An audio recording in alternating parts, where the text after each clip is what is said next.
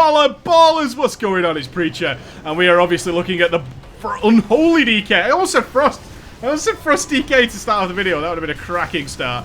We're going to be looking at Unholy today. I've done your basic guide on how you should play, but obviously we're going to show a few of these things in practice, and also the kind of decisions that I make while playing the Unholy DK. Like them or not, they've worked very, very well in the past, is all I will say to you. I've had some ridiculously successful results when it comes to Death Knights. And it's a class I personally love. I always encourage people to try this thing out because of the way it works and the fact that an Unholy DK, a Frost DK, can in fact cope with any situation. They're one of the only melee classes throughout the history of their existence that hasn't at some point been swapped out for a lot of ranged en masse, right? So with warriors and stuff, we tend to see them get swapped out. So I picked Horodon here, so we can actually demonstrate a few different scenarios for single target, maybe even do a little bit of cheesing depending on how this raid is coping with his ads. And whoa, dudes, them boots though. This has nothing to do with them boots. It can cope with anything, and that is a strength that a lot of people don't appreciate. They don't appreciate it until that fight comes up. I'm thinking of certain fights in particular, such as the Twilight Council, even going back as far as Malagos, which was a disastrous fight, especially if you were doing the achievement, which was an absolutely disastrous fight. And in fact, DKs, thanks to their utility and their ability to almost play as a spellcaster in some cases with the abilities of Death Coil and ranged abilities, are actually very fitting to that scenario. And as such, they tend to not ever be replaced and abused and drawn into this kind of horrible, horrible scenario where they're being left behind. And oftentimes you'll see that the warriors and whatnot tend to get dropped, even rogues to an extent. Not so much in Mists of Pandaria, but it does traditionally happen. The DK has never really felt that burden. The Unholy DK works obviously very differently to Frost, although it still has that utility of being able to cope with any situation. And as such, the thing that I like most about it is that Unholy is much more of a methodical spec. What it's like comparing Bane to Batman is one way I would describe it. Is the Frost DK is very much the Bane. It's a very tough, hard-hitting grappler almost. These slow, big hits that really sort of crush faces, smashing ribs, breaking bone on cartilage kind of aspect to it.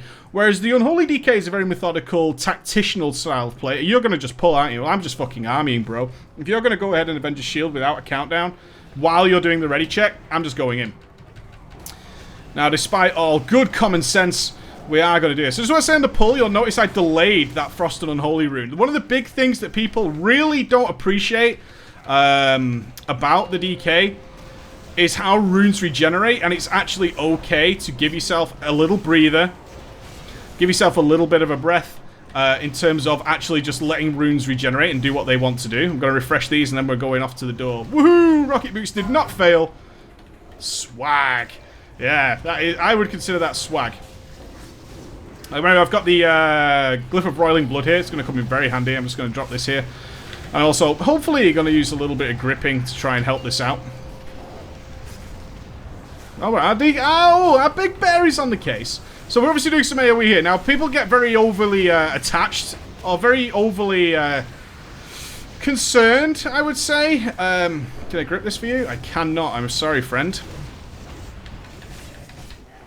What I can do is grip everything else for you. There you go. Remember that the grip, the Garfiend's Grasp is truly an incredible spell. It does not get enough usage out of it. And you can see I was prioritizing there my ability to just simply... Oh, interrupted. Get out of here. And I'm actually waiting for Cracked Shell any moment. Let's grip this straight in. Get it in the mix. Always gripping. Remember that grip of Tranquil...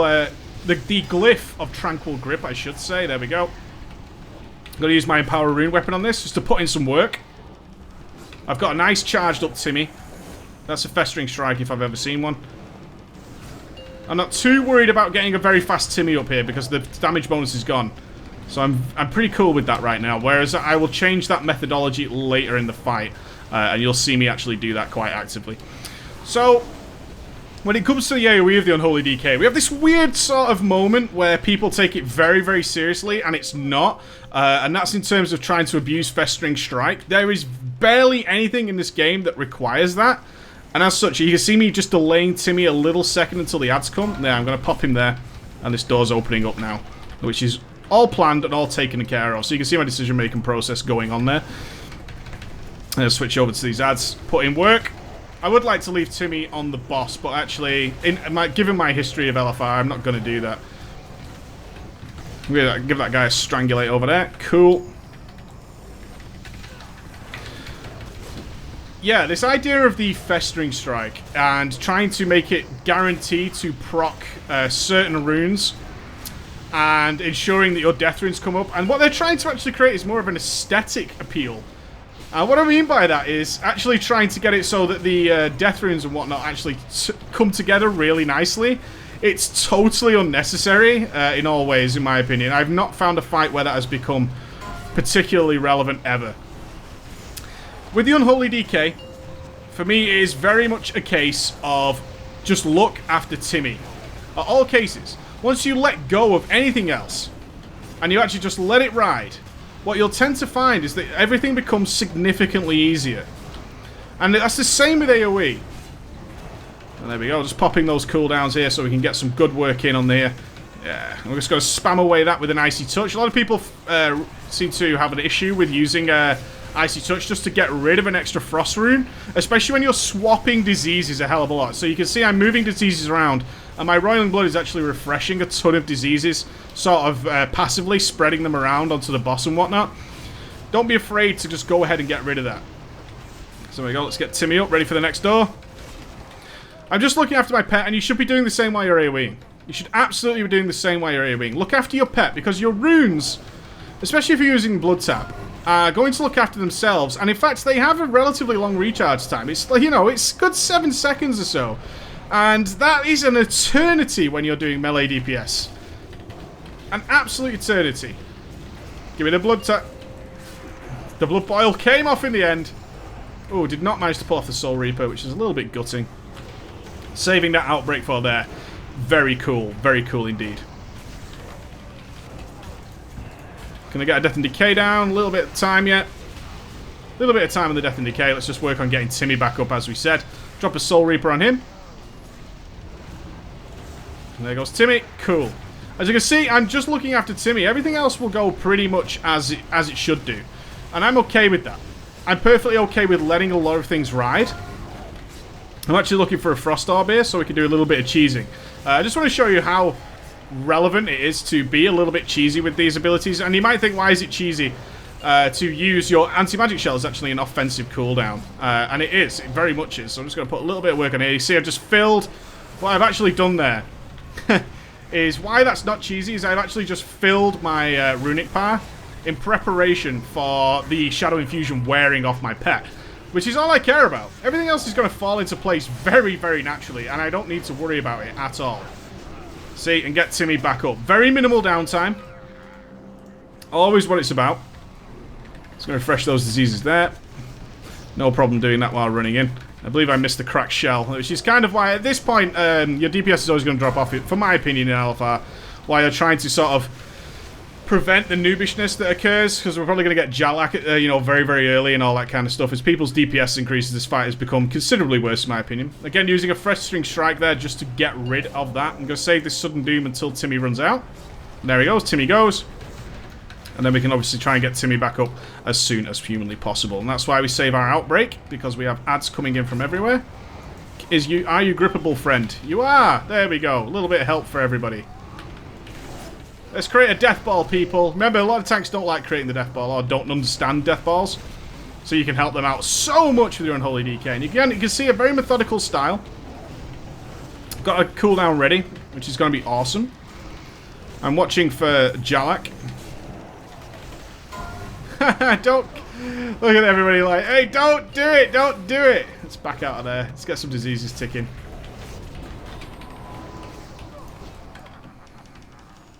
Right, now again, this is it. All this shit's going on. I'm just watching my pet. I really am. Everything else is going to fall into place. Got a lovely Sudden Doom prot there. Straight back up to 4, so I'm going to stick a Soul Reaper on there. I believe Jalak is up. There he is. So we're going to go on a little bit of work on Jalak. I'm just spreading diseases as I run across. Pop some cooldowns on Jalak. A lot of people would like to cheese right now on Horadon. I'm not going to do that. I'm going to make sure that we get the kill. I would rather get the kill every single day of the week in LFR. I've got to be completely honest with you. The Unholy DK is very slow, methodical, technical spec. It has aspects to it which confuse people, and I fully appreciate that. And that's one of the aspects of it I actually particularly enjoy. That is a really bad double swipe, by the way. So I'm going to switch over to here now. Jalek's going to go down. Strangulate on him. I was out of range. There we go. Got it. I can't help my instincts to ensure that things work really nicely. I really can't. I hate wiping in this place. And of course, coming down to the end, our simple situation is to get Timmy up as quickly as possible. And a little bit delay there while sorting things out, and keep our Soul Reaper on cooldown. And then using Blood Tap. With Blood Tap, you're not really going to have that problem of Soul Reaper being delayed like we can have with Frost sometimes. It can happen a little bit with Frost. It tends not to happen with this. I've got an Empower Rune weapon, so I'm just going to use that here. Oh, the speed boot's coming in. Crack Shell with the bonus damage. Boom, boom, boom, boom, boom. 183k Blood Plague ticks. Nice. That'll do for me. All about control, all about taking your time, thinking about what you're doing every step of the way. And it's not difficult. It's not like a Boomkin where those choices aren't the easiest to make. It's really not like that, because the spec actually takes its time. Runic power does not overfill very quickly. Runes don't regenerate awfully quickly, and in fact they regenerate in a way that you can actually let them lie for a second or two while you make choices. There are a lot of places where you can improve, okay? Watching through that fight, even while playing it, I know there was a million places to improve, but that's the joy of actually learning your spec. But take your time with it. Such a methodical spec, such a nice thinking man spec, while still being consistent. We don't often mention the consistency that comes from playing an Unholy DK, but believe me, that consistency is vital. Gripping that in. Please, DKs, I never see enough DKs making those grips. You've got to do it. You've got... Because somebody's going to knock back and you're going to hate them forever. Yeah? Got to get that thunderstorm in, man. Got to get that typhoon going. If you're not typhooning, you're not doing it right. You're not doing it right. Wonderful spec. Enjoy it immensely. Have a blast with it. And I'm going to be sad to not really have a reason to play the DK anymore. Try it out, guys. Try it out. Have fun with it. It stays the same no matter what gear you get. It's consistent. If it bothers you with Unholy having its up and Frost having its up and down periods, go Fiend's Grasp like a boss, making your tank's life technically infinitely easier.